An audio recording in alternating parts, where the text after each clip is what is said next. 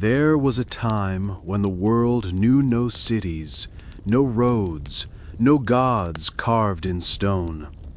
A time when the earth spoke with the roar of the wind through the trees, with the crunch of snow under bare feet, with the echo of a wild animal stalking in the twilight. A time when living one more day was a victory. Such was the primitive earth. Imagine opening your eyes on a frozen morning, without shelter, without a home, with an empty stomach, and the certainty that if you do not hunt today, there may be no tomorrow. That was the life of human beings before history, before books, before agriculture. Every dawn brought the same unspoken question: will I survive? The first humans did not know they were writing the oldest chapters of our existence with every step. They did not speak of evolution or understand their place in the vast web of life. They knew only one thing: if they did not move, they would die. If they did not hunt, they would die. If they did not learn from the forest, the river, the animal, they would die. And yet, they did not die. Against all odds, they lived. Before continuing, I want to invite you to leave a comment with a word that summarizes what you imagine when you think of prehistoric life. Danger, silence, bravery. Write what you feel. And if you are interested in traveling with me to those forgotten times, subscribe to the channel, leave a like, and activate the notification bell. This helps us continue creating content that awakens your imagination and connects you with the most ancient part of you. There, in the darkest corners of time, amidst the mists of prehistory, human clans were not kings of the earth. They were mere shadows.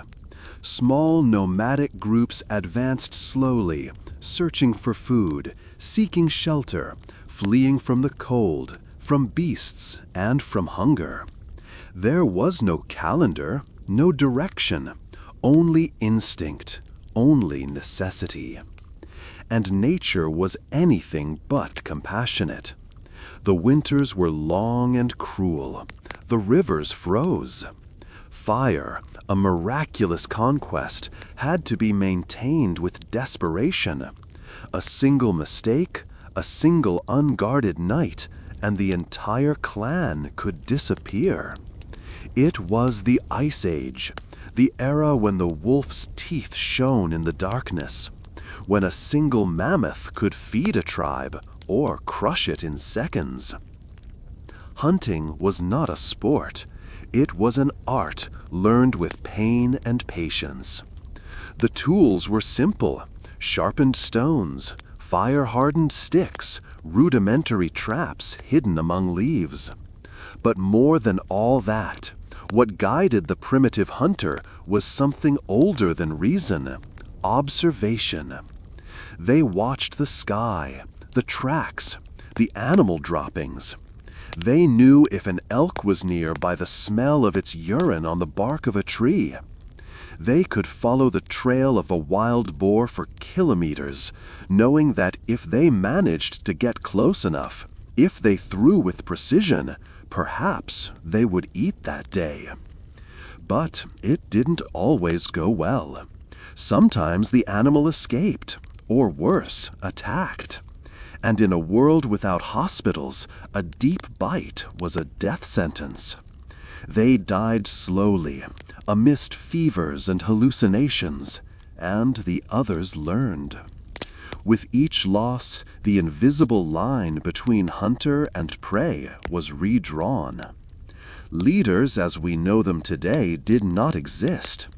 Wisdom was not measured in words, but in deeds. The one who knew how to find water when everyone was thirsty, the one who could predict the migration of the reindeer, the one who knew how to light a fire in the rain, that one was respected. Experience was the only law, and survival the only common goal. Childhood was not a time for games. It was a constant training ground. From a very young age, children observed, imitated, failed, and learned. They knew that one day they would be the ones who would have to chase a prey or defend the group from a brown bear. Tenderness was a rare luxury. Love was shown by teaching how to survive. Meanwhile, night fell quickly. The fire crackled and was the center of existence. Around it, humans told stories. There were no written words, but there was memory. And in memory, the invisible maps of the world were stored. The roots of animals, the dangers of the forest, the spirits of the water. Those stories were not entertainment, they were lessons. Because on the primitive earth, forgetting also killed. Death was a constant presence. It was not feared as we fear it now, it was understood. Sometimes it came with an arrow, other times with a disease that had no name. But the humans of that time, hardened by the weather and the silence, looked at death with resignation and respect. They knew they were not eternal, but they also knew that as long as they lived, they would fight. And in that struggle, something began to transform. Because not everything was flight, not everything was fear. There were moments of wild beauty.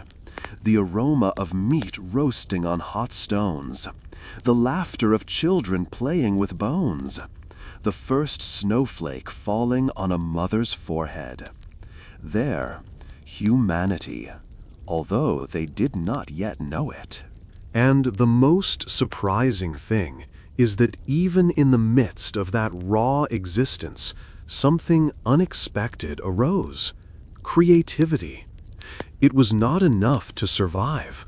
Something else was awakening in the darkness of the caves, something that did not respond to hunger or fear. On the damp walls, covered with moss and ash, shapes began to appear. Figures of animals, hands, symbols, strokes of ochre, red, black. It was as if the human being, besides hunting, needed to tell their story, not with words, but with pigments, with fire, with shadow. Creativity was born as a whisper. Cave art was not decoration, it was communication, it was magic, a way of leaving a mark, of naming the world. When they drew a bison on the stone, perhaps they did not know they were making art. Maybe they thought that by capturing it with lines, they could also capture it in reality, as if the drawing were a kind of symbolic hunt, as if by representing it, they ensured its future existence. And indeed, symbolic thought was one of the greatest leaps of our species. We no longer just saw the world, we began to interpret it, to organize it in our minds, to anticipate it, to imagine. That capacity to imagine allowed primitive man to plan. He no longer just reacted to his environment. He began to predict, to project. He knew when to migrate. He knew that if the birds left in a certain direction, the snow would not be long in coming. He knew how to store meat in cold caves, covering it with leaves and stones. And over time, he learned to create more complex tools, to carve stone with precision, to join wood and plant fibers to form spears, harpoons, knives. But the real advance was not the tool, it was cooperation. Because no single human could face a mammoth, no child survived without the help of the group. Hunting was collective, decisions too. And so, in the midst of nature's chaos, the first social bonds arose, links that were not dictated by blood, but by necessity, by affection, by loyalty. The notion of family, of community, was slowly born. A united group was stronger. They knew how to protect each other, share food, care for the injured. The pain of one was the pain of all, and that rudimentary but firm solidarity wove the first threads of human culture. Women, for a long time ignored by the modern narrative of prehistory, played a vital role. They not only gathered fruits, roots, and medicinal plants, they also hunted, defended their children, created baskets, wove fibers, and transmitted oral knowledge. Often, they were the guardians of the fire, the ones who knew how to keep it alive in the storm. Their role was as fundamental as that of the hunter. And meanwhile, the earth continued to change. Glaciations advanced slowly, transforming forests into tundras, rivers into ice. Great beasts like the woolly rhinoceros, the megatherium, or the saber-toothed tiger dominated different regions, each with its own territory, its own rules. And the human being, fragile in comparison, had to learn to move, to read the landscape, to adapt. Nomadism was necessity.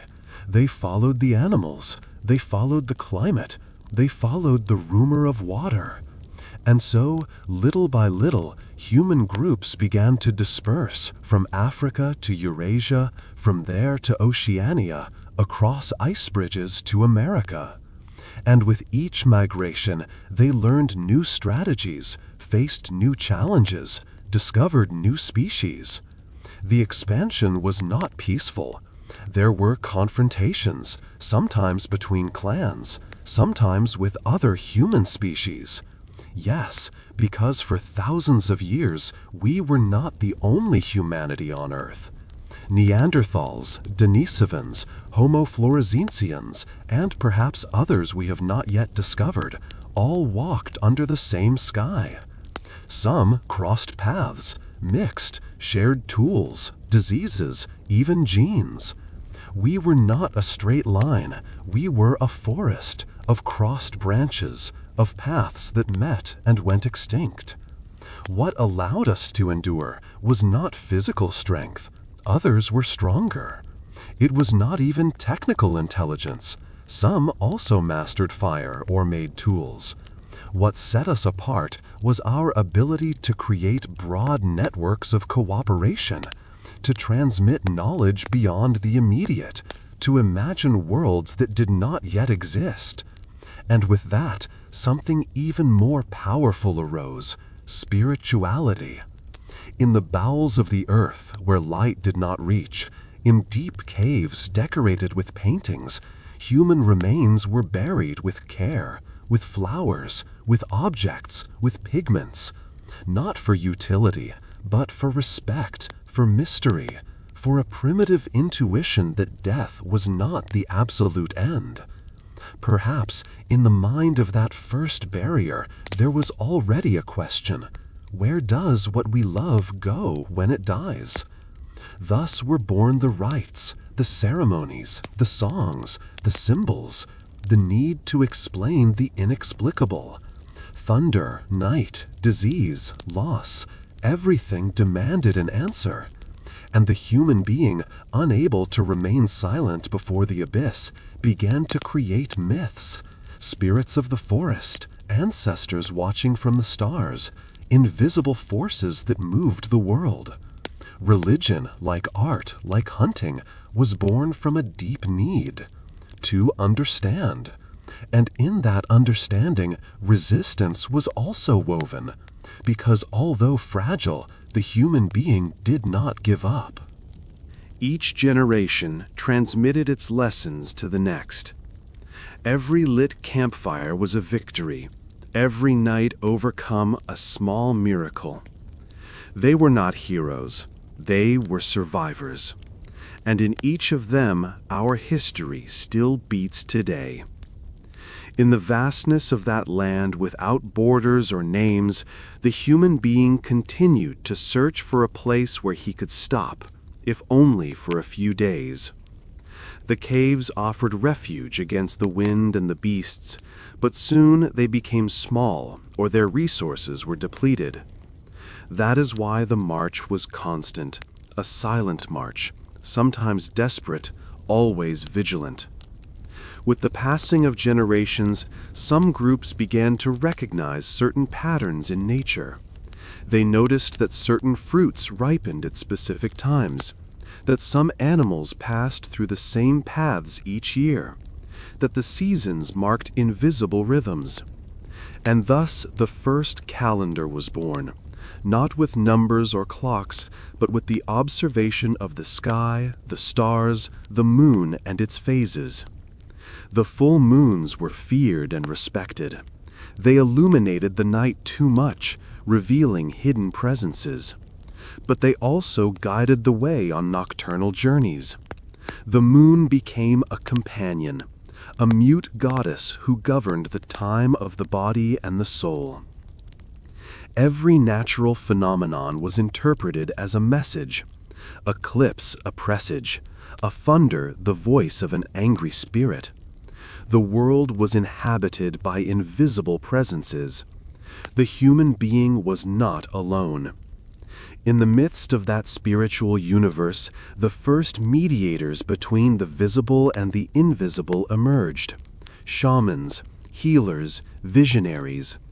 They were not necessarily the strongest or the fastest, but they were the most attentive. They knew how to listen to the forest, read the wind, interpret dreams. Their words were heard with respect. They did not command, but they influenced. They were bridges between fear and meaning. And fear was constant, the deepest of all being hunger. In an era without crops, without livestock, without supermarkets or reserves, hunger was not a possibility, it was a daily presence. That is why when a prey was hunted, the entire group participated in the process. The meat was distributed with primitive justice. Nothing was wasted. The leather served to cover the body, the bones to make tools, needles, weapons. The fat was used as fuel, as medicine, as food. Even the tendons were valuable. With them they made ropes, straps, traps. Every part of the animal was sacred. To kill to live also implied a deep respect for the life that was taken. The modern concept of cruelty or environmentalism did not exist, but there was an ethical intuition. Whoever kills unnecessarily loses the favor of the forest spirit. Whoever wastes offends the earth. And although they hunted to live, they did not live only to hunt. In the small pauses between migrations, in the rests around the fire, the human being began to look beyond the day-to-day, to observe the movements of other beings, to wonder why the birds always return to the same tree, to notice that if a seed was dropped near the water, it sometimes sprouted. That was the germ of a revolution that had not yet exploded, but was being prepared in silence. Agriculture. We were still far from the domestication of wheat or corn, but the idea that nature could respond to human action was beginning to take shape. And with it, another type of relationship with the territory also emerged. It was no longer just traveled. It began to be recognized as ours. That notion of belonging, here I was born, here my mother died, here we found refuge, was deeply engraved in the collective memory. And over time, those memories transformed into identity. The clans began to have names, symbols, foundational stories, tales that told where they came from, who they were, why they survived when others did not. The language, still rudimentary, became increasingly complex. It was not just about giving orders or alerting about dangers. It was about sharing thoughts, feelings, longings. Words to name not only things, but also the invisible. Love, sorrow, hope. And in that process, a new form of power was born. Whoever knew how to tell a story well, whoever could move, convince, unite, had a gift. Because the story not only transmitted information, it also created vision, identity, future. Thus, around the fire, night after night, the first myths were forged, not about distant gods, but about gigantic animals, heroes who tamed lightning, wise elders who spoke with the trees, all mixed between reality and fantasy, because for primitive man there was no clear border between one and the other. Everything that could be imagined could exist. Meanwhile, the challenges continued to multiply. Diseases were an invisible and fierce enemy. A poorly cared for wound, contaminated water, an especially cruel winter was enough. The bodies fell, and the hearts too. Loss was part of the journey, but each death taught something: how to bury, how to care, how to resist. And despite everything, life persisted. Childhood continued to be born. Childhoods were born with wonder and fear. They were fragile, and many did not survive the first months. But every child who grew up was a promise, a bearer of the clan's history, a new pair of eyes that would learn to read the world as their ancestors did. And so, step by step, word by word, tool by tool, primitive man was building a way of being in the world that, although distant in time, still vibrates in our veins. Because we carry within us that same drive to survive, that same need to understand, to belong, to tell who we are. But not everything was balance. The earth, capricious and powerful, had its own cycles. Sometimes, without warning, the rains did not come, or they came too much. The rivers overflowed, the trees fell, the known paths disappeared under mud or ice.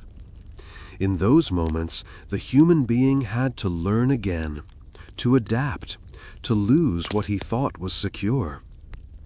In certain corners of the planet, the pressure to survive led to unimagined innovations. In colder areas, more elaborate clothes were invented, joining skins with carved bones as needles. In regions near the sea, the first rudimentary rafts emerged, with which they navigated between islands or followed the route of the fish. Knowledge became mobile, transmitted from clan to clan, from generation to generation. Where there was abundant water, they learned to observe the behavior of the fish, the tides, the moon. Where there was none, they developed ways to collect moisture, to dig primitive wells. In the mountains, they understood how to read the sky to predict storms. In the deserts, they learned to move at night when the sand did not burn their feet. Each environment demanded a different type of ingenuity, and the human response was always the same: resistance and creativity. And then, an unexpected spark changed the course of history. Fire was no longer just a gift from lightning or a volcano. The human being learned to provoke it. That apparently simple discovery completely transformed existence. Fire brought light to the night, warmth to the winter, protection against predators. But it also altered food. Cooking food made it safer, softer, easier to digest. This allowed the human body to transform. The intestine became shorter, the skull larger. The energy that was once dedicated to digestion could now feed the brain. That increasingly complex brain was capable of imagining worlds that did not yet exist. It no longer just responded to the present. It dreamed of the future. It feared tomorrow. It began to sense the past as something that mattered, as something that could not be forgotten. The first cemeteries were, in essence, archives, places where the remains of those who once walked alongside the living were kept. Perhaps they believed that their spirits were still present, or that they returned in the form of an animal, a star, a shadow. Or perhaps it was just a way of not letting go completely of what was loved. And indeed, despite the harshness of the world, primitive man loved. He loved his family, his group, his land. He mourned his dead. He laughed with the children. He sang at dawn. There were moments of peace between hunts, between storms, between goodbyes. Those moments were celebrated with dances, with gestures, with words repeated like a prayer. Beauty crept in amidst the urgency of existence, as if even in the darkness a spark of eternity was sought. Some of these impulses went beyond ritual. They began to carve symbols on stones, to engrave marks on bones. Some were simple counts, records of the passage of time, of the lunar cycles. Others, perhaps, were names, stories, warnings. They were not yet writing, but they were its preamble, the need to leave something for those who would come after, a message between generations. Meanwhile, in other parts of the world, hunting became increasingly complex. Large animals like mammoths or woolly rhinoceroses began to disappear, perhaps due to human pressure, climate changes, or a combination of both. This forced them to seek smaller prey, to design more precise weapons.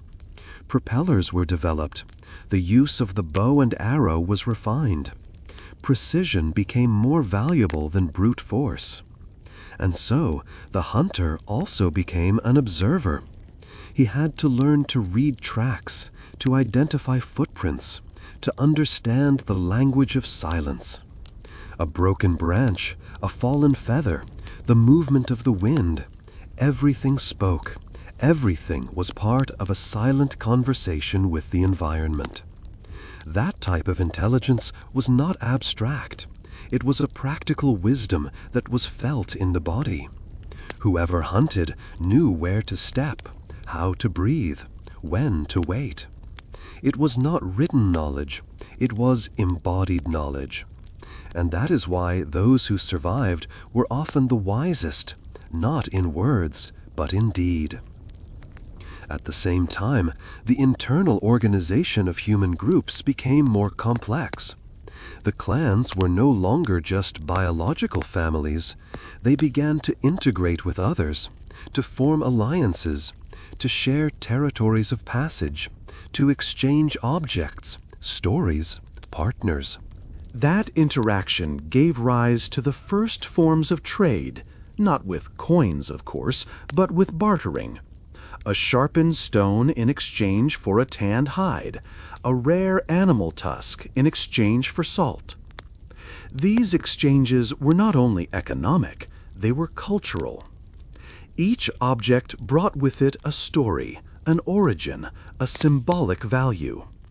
And over time, those objects became signs of status, of power, of identity.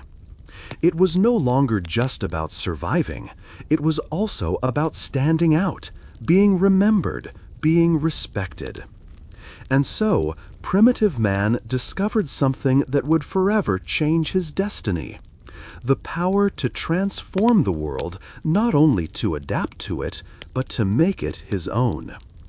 When primitive man understood that he could transform his environment, he began to leave deeper marks than simple footprints. Stones no longer just served to cut or break, They began to become monuments. In some regions, stone circles were erected, mysterious alignments that still challenge our understanding today. Perhaps they were solar calendars, ritual altars, celestial maps, or simple tributes to the ancestors. But their construction required coordination, collective strength, and above all, an intention that transcended the immediate. In those first nomadic societies, memory was a resource as precious as the meat of a prey. Without writing, without permanent records, every elder was a living archive. The stories they told were not just entertainment, they were education, warning, an explanation of the world. Tales that spoke of great migrations, of storms that wiped out villages, of times when the sky seemed to burn. In those stories, the real was mixed with the mythical, the lived with the dreamed. But all had a purpose, to sustain the identity of the group. Identity, however, was not static. It changed with each journey, with each encounter, with each loss. Because the primitive world was also a world of collisions. The groups met, and not always in peace. They competed for the same resources, for the same mountain passes, for the same rivers. Sometimes they shared, other times they fought. Violence was not constant, but it was a latent possibility. And from these tensions, the need for leadership was also born. The groups began to follow those who showed wisdom, cunning, or bravery. Leaders who did not command from a throne, but by example, who knew when to attack, when to retreat, when to negotiate. In some cases, leadership fell to the most experienced. In others, to the one with the most lucid dreams, the clearest visions. There was no rigid power structure, but there was a natural hierarchy that was woven between life and death. Affective bonds also became more complex. It was not just about reproduction or survival. Love arose as a deep bond, the pain of loss, the joy of reunion, the companionship in the hunt, the comfort after a tragedy. Emotions wove invisible networks between people, creating a social structure that went beyond blood. And then, slowly, a new restlessness appeared. The idea of staying, of stopping the fleeing, of searching without end. To find a place to raise children without fear of leaving the next day, where hunting was not the only engine of life. This need, imperceptible at first, began to manifest itself in practices that prepared the ground for the greatest revolution of humanity: sedentarization. In certain fertile valleys, where the rivers did not dry up and the animals passed frequently, some groups began to stay for longer. At first, only for one season, then two. Over time, the shelters became more solid. They were reinforced with mud, with branches, with stones. Small deposits were built to store food. The idea of home became tangible.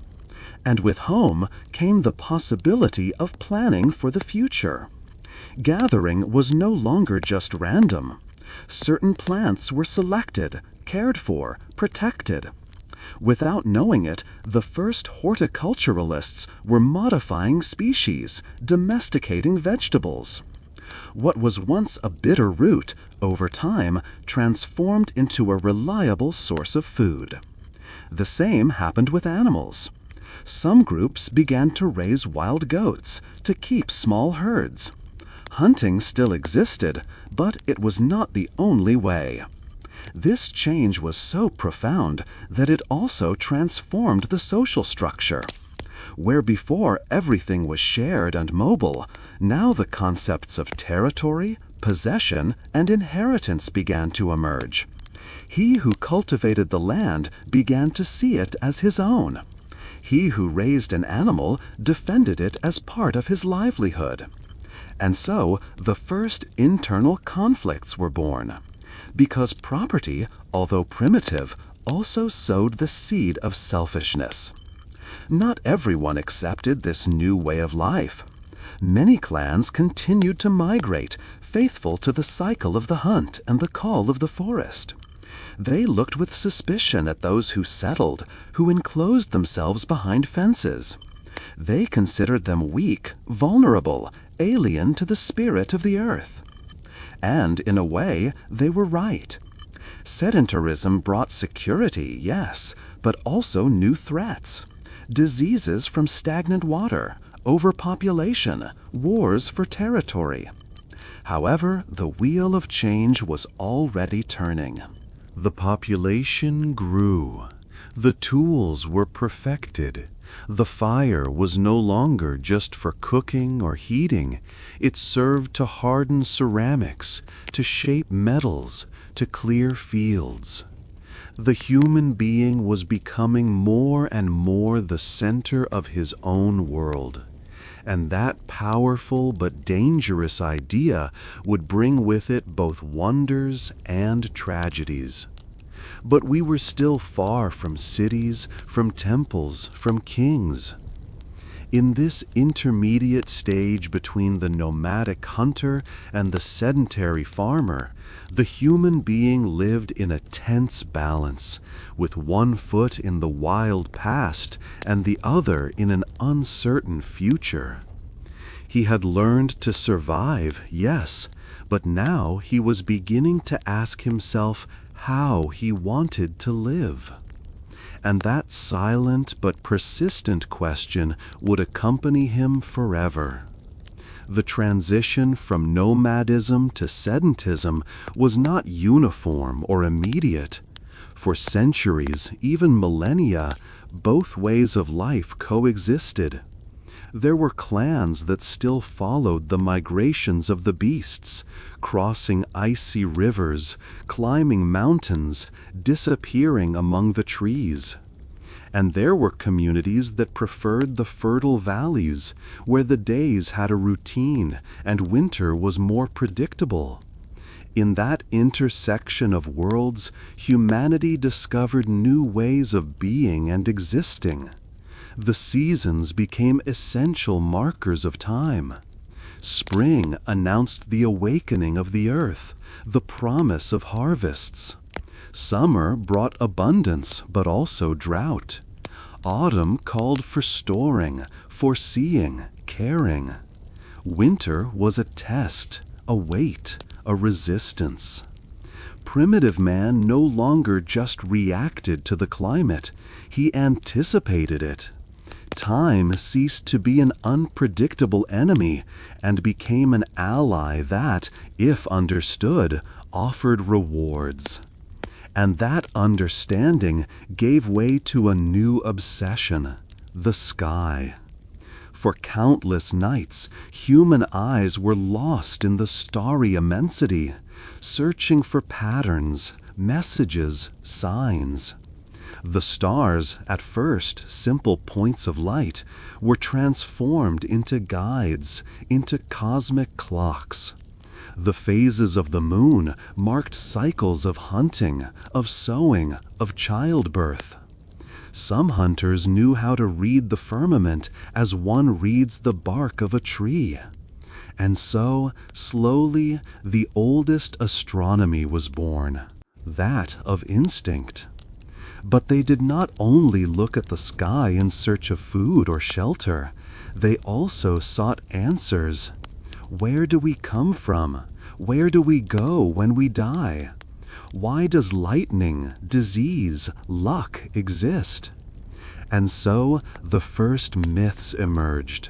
Stories told by the heat of the fire, in which the rain was a celestial serpent, and thunder the roar of an angry god. Tales that explained the tremors as the fury of the earth for having been wounded. Narratives that gave meaning to chaos, that wove a universe full of invisible presences. The spirits of the forests, the vigilant ancestors, the sacred animals. Everything had a soul. Everything had an intention.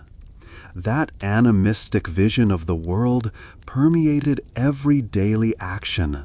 Before hunting, permission was asked of the spirit of the animal. When cutting a tree, a word, a gesture, a promise was offered. To live was to constantly dialogue with the invisible. Spirituality was not an isolated act.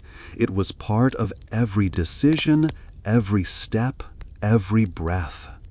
In some regions, shamans emerged as central figures. They were not political leaders or war chiefs. They were bridges, mediators between the tangible and the spiritual world. They knew the plants that cured, the dreams that warned, the symbols that protected. Some entered trances induced by songs, dances, or sacred beverages. From that state, they guided the clan, interpreting signs, calming fears, confirming suspicions. And meanwhile, technology continued to advance. The first composite tools appeared. Spears with stone tips fitted with resin, knives with carved handles, braided nets to catch fish. In some groups, bone and ivory began to be used as noble materials. Small figures were carved, animals, humans, abstract shapes that served as amulets or symbols of power. Some of these objects were buried with the dead, a sign that the symbolic was already inseparable from the everyday. Art as expression flourished on the walls of dark caves. By the light of torches, anonymous hands painted bison, deer, horses, hunting scenes. They used natural pigments mixed with fat, saliva, or blood. They blew on the stone as if they wanted to give life to those silhouettes. The marks of their fingers are still there, thousands of years later, reminding us that before writing, the human being already narrated. Was it art for art's sake, or did it have a ritual, magical, protective purpose? Perhaps both. Perhaps painting was a way of ordering the world, of fixing the ephemeral, of saying, this happened, this matters, this is us. At the same time, the relationship with animals changed. Not all were prey. Some became companions. It is believed that the first domesticated animal was the wolf, the ancestor of the dog. Perhaps it approached human camps in search of scraps. Perhaps it was taken in by the children, protected by the women. Over time, that relationship became symbiotic. The dog warned of dangers, helped in the hunt, offered warmth. In return, it received food, care, belonging. For the first time, an alien species was accepted within the human circle. That gesture, so simple and so profound, marked the beginning of a new era, that of interspecies collaboration. And that collaboration was not limited to animals. Plants were also modified, selected, protected. The first organized crops appeared, incipient fields. The land was cleared, sown with digging sticks, watered with pitchers, waited for, prayed for. And when the earth responded, it was celebrated with offerings, with songs, with dances. The feast, as a collective act, became a unifying element. It was no longer just necessity that brought the group together. It was also joy, the pleasure of being together, of surviving another year, of sharing the little or the much that was had. The music, stone beats, bone flutes, rhythms on the skin, enveloped the air like an ancient, common, visceral language. And so, little by little, the human being ceased to be just one creature among others. He became the weaver of a new world, a world where nature still commanded, yes, but where human will was beginning to write its own rules. The desire to remain, to put down roots, to build beyond the next day, continued to take shape in the first permanent settlements, like those found in the Fertile Crescent. The vestiges reveal not only adaptation to the environment, but also the active transformation of the landscape. The human being was no longer just a guest. He was beginning to be its architect. He diverted rivers, carved terraces, dug canals. The soil became moldable, manipulable, obedient. But this power, which was previously unthinkable, also brought consequences. The concentration of people in one place generated new challenges. Diseases began to spread more easily. Waste, previously absorbed by the earth or the forest, accumulated. Pests attacked the crops. Hunger no longer came only from the lack of hunting, but from dependence on a stable climate. If a drought ruined the harvest, the entire group suffered. They could no longer simply march away. The anchor of sedentism also weighed heavily in times of crisis. In addition, new inequalities appeared. Those who controlled the granaries, those who knew when to sow or when to harvest, began to have more power. Incipient forms of hierarchy appeared that were not based on strength or age, but on knowledge and property. The food that was once shared among all began to be divided according to invisible structures. Some had more, others less. Some lived near the center of the town, others on the margins. And with that differentiation, another new feeling was born: greed. Possession was no longer just functional, it was a symbol. Having more meant being more. The objects began to take on a value that surpassed their utility. Necklaces made with shells, stones polished with care, figurines carved with dedication. Slowly, the concept of prestige, of status, of exhibition was born. In this scenario, the figure of the leader was transformed. He was no longer just the wisest or the strongest. He was the one who possessed, who organized, who judged. The first councils appeared, the first assemblies, the first unspoken laws. The use of water was regulated, the distribution of lands, the punishment of those who stole or damaged. Society, although still rudimentary, was becoming increasingly structured, more complex, more human in the modern sense of the term. Conflict, inevitably, also became more sophisticated. Where before disputes were resolved in hand-to-hand combat or with the exile of the offender, now attacks on other settlements were planned. They sought not only resources, but also dominion. They fought for control of routes, of water sources, of fertile lands. The weapons evolved. Lighter spears were made, more resistant knives, axes sharpened with precision. War, which had been a sporadic act, became part of the social fabric. But so did cooperation. The villages began to exchange goods, to share techniques, to combine knowledge. The most primitive trade routes were born. Some carried salt, others carried obsidian, others dried grains. The bartering was done between towns separated by rivers or mountains. And with each exchange, ideas, symbols, ways of seeing the world also traveled. The language was enriched, the culture expanded. Human diversity flourished.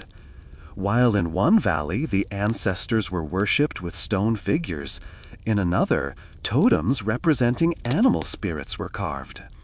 While in one region they cooked with direct fire, In another, they used hot stones submerged in water. Each community developed its own style, its own art, its own rhythm of life. But all shared something essential: the search for meaning, for stability, for belonging. And in that search, the human being became a builder. He began to build with mud, with wood, with sun-dried clay bricks. The dwellings were grouped in circles or rectangles, forming the first urban designs. Some places had common spaces, plazas, collective hearths, meeting areas. Architecture emerged as an expression not only practical, but also aesthetic. Walls were decorated, doors were painted, symbols were engraved. The dead were buried under the houses or in nearby cemeteries, sometimes with personal objects. This reveals a deep emotional connection with death, an attempt to keep loved ones close even after the end. The idea of an afterlife became more concrete, more tangible. Rituals were prepared to guide the soul, to honor it, to protect it from evil forces. With these changes, childhood also acquired a new meaning. It was no longer just a fragile and vulnerable phase. Children began to be educated in a more systematic way.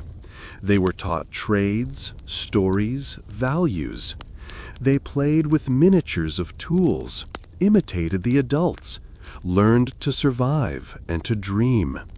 Childhood was becoming the seed of the future, a future that for the first time could be imagined with some clarity.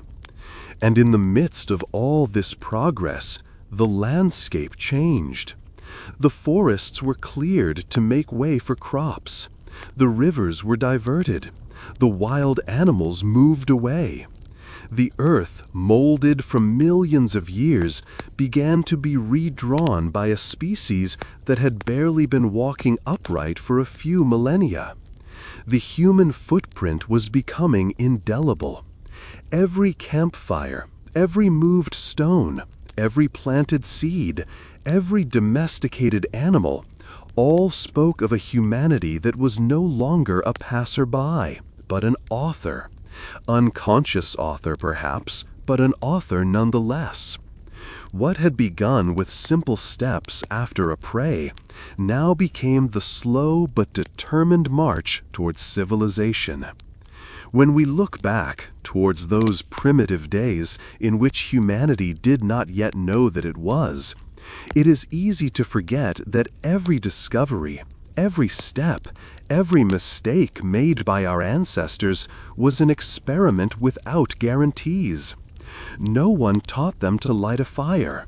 No one explained to them that a sharpened stone could become a knife.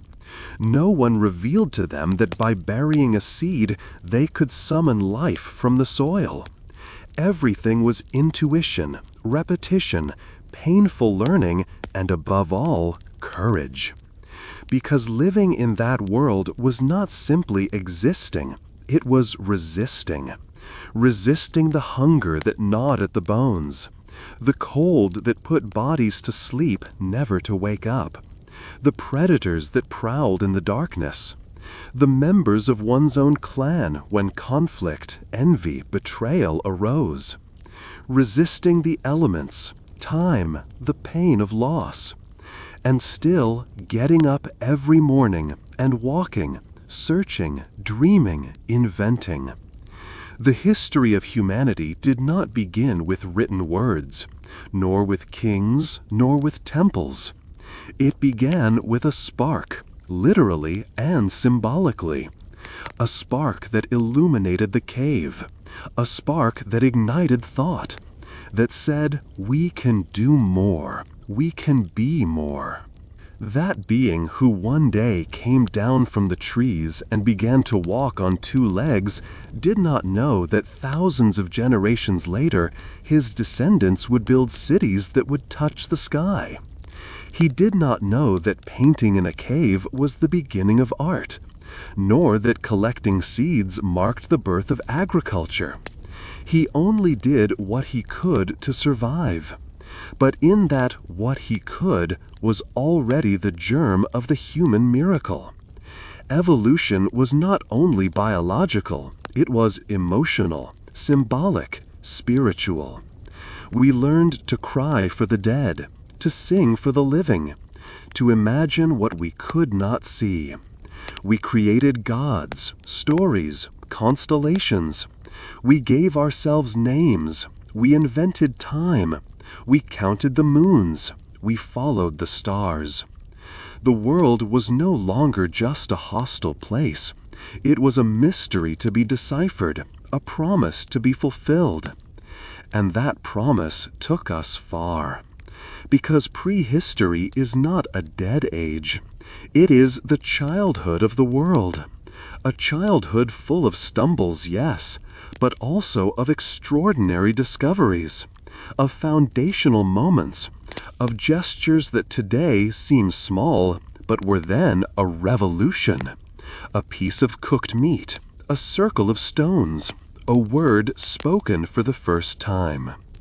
Everything that we are today, science, architecture, music, family, spirituality, has its root in that primitive earth, in the open, in the darkness of the caves, in the roar of the beasts, in fear and hope. Nothing came from nothing. Everything has a seed buried in those misty times where man hunted to live. And yet, have we really stopped hunting? Today we hunt for certainties.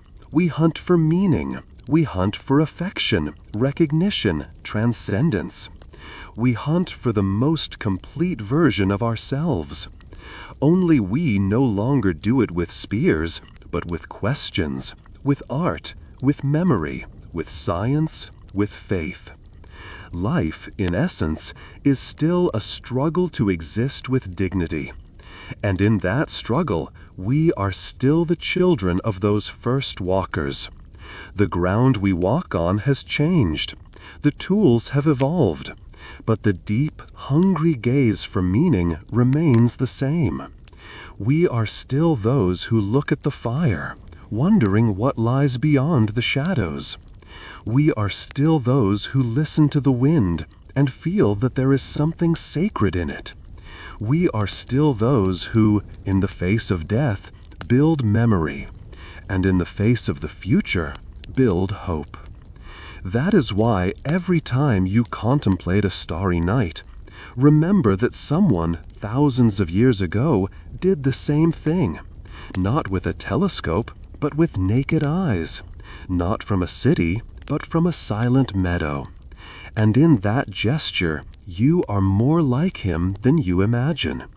Because the history of humanity is not measured only in progress.